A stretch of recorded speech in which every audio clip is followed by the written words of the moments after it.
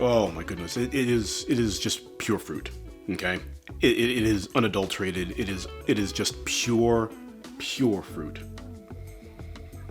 Oh, good grief! This is white fleshy fruit, some pear, some apple.